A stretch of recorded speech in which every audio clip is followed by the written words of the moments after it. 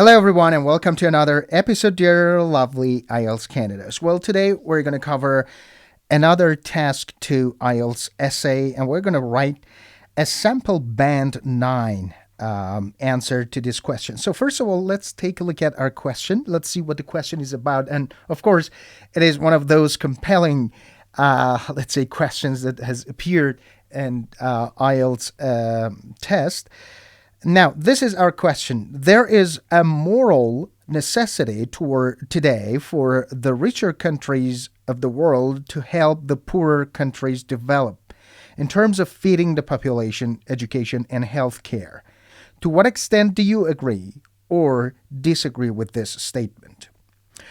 Right. Well, first of all, we know that this is a agree-disagree type of question. And in agree-disagree question, as we worked before, you have different structures. The first one is that you totally agree with the question. You totally or completely agree with the question. And in this case, you have to mention your view in your thesis statement, which is the last sentence in your introduction. Another way is to totally or completely disagree with the question. And sometimes you can have a partial opinion. You agree with the question. However, in the third paragraph or the second body paragraph, you have to write about the opposing view, the different view, right? And on the other hand, you can disagree with the question, and in the second body paragraph, you can also write why and how you can agree with this statement, the opposing view, right? So these are the ways that we can organize and write our essay. All right. And as you know, there are 4 paragraphs, and the first paragraph is our introduction. So basically, you know that in the introduction, we start from writing our general statement. After the general statement, we paraphrase the question, right? And the last sentence, which is the most important sentence throughout your whole essay, is thesis statement. In the thesis statement, we have worked before. We have worked a lot on how to write our thesis statement. In your thesis statement, you should say if you agree with this sentence or not, right? Now, let's start writing our introduction paragraph. So we start with writing a general statement that kind of related to the question. So the question is about helping poorer countries, and there is a moral necessity, right, for richer countries to help poorer countries. Now we can start writing our general statement with something like this. The world today is often divided into 2 categories: more developed and less developed countries. So we're kind of referring to the question, right? Poor countries and rich countries, developed countries, less developed countries. This division is significant in terms of health, wealth, and education. Now, after this, we should paraphrase the question and then come up with a thesis statement. To minimize this gap, it is argued that richer countries are morally responsible to support the less wealthy. So morally responsible. In the question, we had the word moral necessity. However, we change it here into morally responsible. All right? Morally responsible. And in the question, we had poorer countries, and in our introduction, we have less wealthy.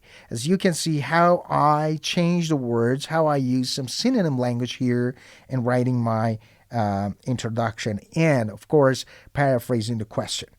Now, this is the most important sentence throughout my whole essay, and that is, my thesis statement. Now, I write something like this. I personally feel that the prosperous countries are obligated and expected to contribute to the development of countries with weaker economies. Now, what I mention here, what I've written here, is not a very, let's say, total agreement or disagreement with the question. I say I personally feel. So when you say I feel, it means that you do not totally agree or even disagree. All right. So it shows the examiner, all right, that in the third paragraph, in the second body paragraph, I'm going to write about the opposing view, right? Those who do not believe this, all right? Those who think that rich countries are not responsible toward poor countries, all right? So if I wanted to completely agree or disagree, I should have written, I totally agree, or I completely agree that the prosperous countries are obligated, all right? Now, let's turn to our first body paragraph. In the first body paragraph, we have to write the reasons why we believe that rich countries should help or contribute to the welfare of poor countries. Why? What are our reasons? We can write 2 or 3 reasons for our argument, all right? Now, the first sentence in our body paragraph, as you know, is the topic sentence. So the topic sentence is kind of, you should write about your reason, the reason behind that. For example, to address this argument, the history of the wealthy countries is relevant. So we are referring to the history of, let's say, wealthy countries. Many less developed countries are former colonies. Therefore, the wealthy countries had a historical impact on the less wealthy.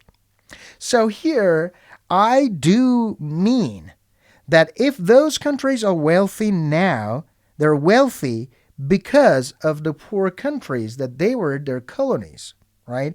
I repeat this again. Many less developed countries are former colonies. Therefore, the wealthy countries had a historical impact on the less wealthy. Now, I should conclude this. Thus, or I can write therefore, richer countries' economies were dependent on the currently less developed countries for their rich status. Thus, richer countries' economies were dependent on the currently less developed countries for their rich status. Now, this is our first reason. This is our first argument toward this. Now, I should add another reason for this. Now, we should use some connectives, right, in order for our writing to have coherence and cohesion. And that is the word furthermore, or we can also write moreover, or in addition, or additionally. These are the words that we can use instead of furthermore. Even today, the wealthy countries contribute to the wealth inequality by exploiting the inhabitants of less developed countries.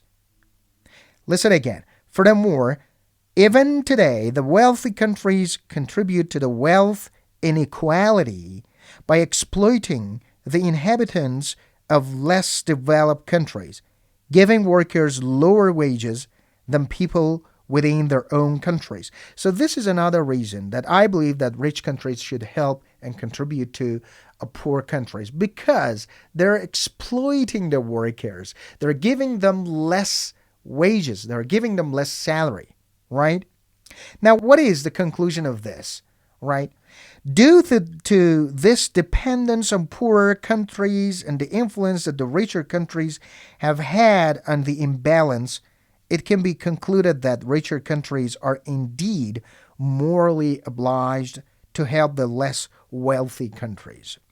Now, this is my conclusion here in this paragraph. And I say that because of this dependence on poorer countries and because rich countries are exploiting the inhabitants of the less developed countries, so rich countries are morally obliged to help poor countries or less wealthy countries. Now, this is my first body paragraph. Now, after this, because in the thesis statement we did not totally or completely agree with this question, now we have to write about those people who believe that rich countries are not responsible to the welfare of poor countries. Now, what are their reasons? We can write two or maybe three reasons, but remember something. Because we think, and because I personally think that rich countries should help, now this paragraph, this second body paragraph should be shorter than the previous paragraph, right? Because we side with the previous paragraph. We root for the previous paragraph. Now let's listen. Opposing this is the view that each country is in charge of their own inhabitants and that therefore they need to provide health, education, and basic necessities for themselves. So this is the opposing view. And this view is that each country is in charge of their own inhabitants, so they should not expect rich countries to help them, right? Another reason, in addition, simply providing these three services would not lead to closing the wealth gap. It would rather be helpful to invest sustainably in poorer countries and help them create their own systems, allowing these countries to be self-sufficient.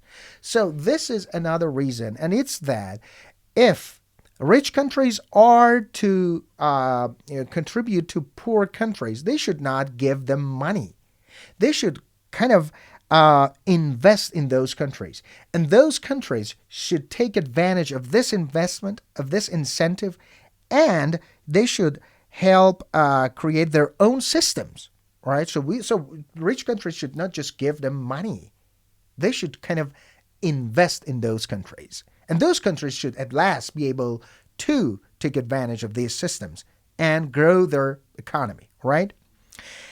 Now it's time to write our conclusion. And as you know, conclusion paragraph and the first sentence of the conclusion paragraph is restatement of thesis statement. So what we said in the thesis statement, we should restate here, and we can also use our reasons that we provided, let's say, in the two body paragraphs, and we can also not use them. It's up to you, right? For example, in conclusion, while there is a moral necessity for wealthy countries to aid the poorer ones, simply providing basic necessities is not sufficient. So as you can see, the first one, while there is a moral necessity for wealthy countries to aid the poorer ones, this refers to first body paragraph. As I said, they're morally responsible because of these reasons. Now, simply providing basic necessities is not sufficient. This is the second body paragraph. All right? Now, we could summarize this part by talking about the reasons that we provided in the first body paragraph. And we could also just wrap it up and talk about the moral necessity of rich countries, right? That's it.